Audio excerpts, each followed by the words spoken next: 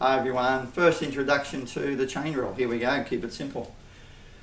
If I wanted to differentiate this expression using u and this expression using x, they have a parameter, they have something in between them, and the connection between the two equations is the u.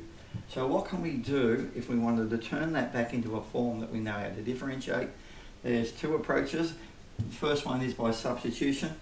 So I can replace u, wherever I see u, I can write an x squared plus 4. Nice when it's a simple question like this. When it's more complicated, we need more methods. So I've got y equals 5u. I can substitute, instead of u, I can put x squared plus 4.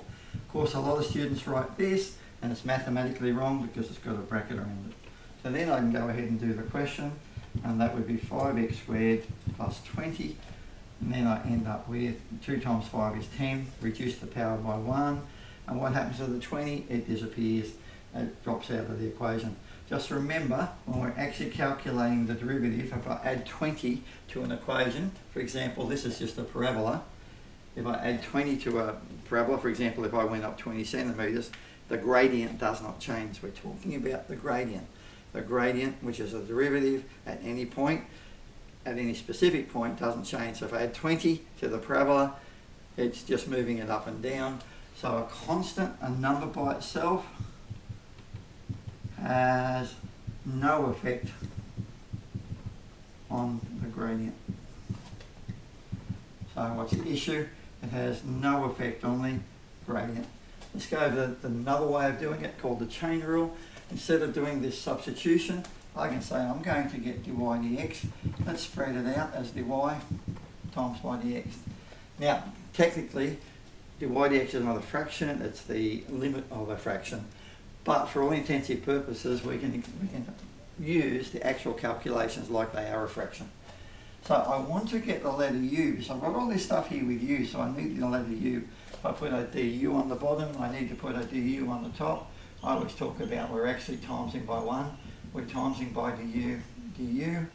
And it doesn't matter if I put it over here and down here. It's still the same as multiplying by 1. Let's have a look at our calculation. Dy du, so there's y, there's u, so dy du, if I differentiate this one using the letter u, if I differentiate using the letter u, I end up with just 5. Go to the next one, if I differentiate this u using the letter x, the derivative of x squared is just 2x, and you can see as in the previous example, I get the same answer of 10x. So, you can use this method. Really, the thing we're going to do more and more is have the uses of the chain rule and actually get shortcuts on the chain rule. I'm just going to write up a second question and we'll go with that one. So here's a second example. This time it's more complicated. I could expand the brackets first, but I'm going to use the chain rule. I'm going to do it the long way though. I'm going to let u equals 4x plus 1. So what's happened to our expression? It's become y equals u squared. So everything that was inside I've turned into u. I could differentiate this as dy du. Let's get 2u. I could differentiate this as du dx, and I just get 4. So here's where the chain rule comes in. I'm actually after dy dx. From the original question, I'm wanting dy dx. So I can write the dy, I can write the x, and then to make up with the chain rule, I can put du there and du there. So technically, it's going to be the same approach of a fraction. Let's have a look at what we've got. dy du is 2u, and u dx is 4. So now I can substitute back in the original that u equals 4x plus 1. So I've got 2 outside of 4x plus 1 times by 4. Please don't forget the brackets. So I've now got 8 outside of 4x plus 1. Let's leave it at 8 outside of 4x plus 1. I go over here from observation. I've got y equals 4x plus 1 squared. If I differentiate it, every differentiate of a polynomial, an expression, what do I have to do? I go 2 times the front, and then I decrease the power by 1. Now the observation is, that's now the same as what I had written just here. But the question's got this extra 4, and you go, where did the 4 come from? It actually comes from the inside here, and I call it everyone calls it the derivative of the inside.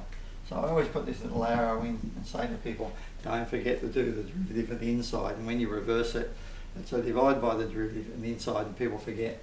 So what's our observation? You could just go 2 of the bracket to the power of 1 times by the derivative of the inside, and now you've got the same answer as you had over here.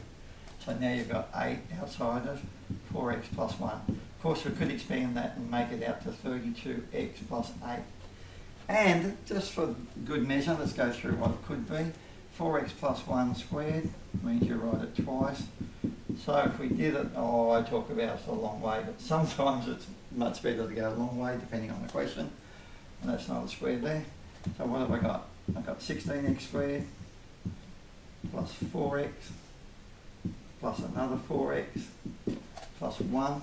So all we've done at this stage, remember, this is rearranging. We've rearranged it. So we've got 16x squared plus an 8x plus a 1. Now I can differentiate it by the simple rules, and you've got 32x plus 8. You can see you've got the same answer here as you got here, as you got here. So really all I want you to do is get to this approach, not have to do this, not have to do this, but just be able to do the questions. I'm going to create another video and put a bunch of examples that people tend to mess up in the assessments. If you enjoy it, please just let your friends know.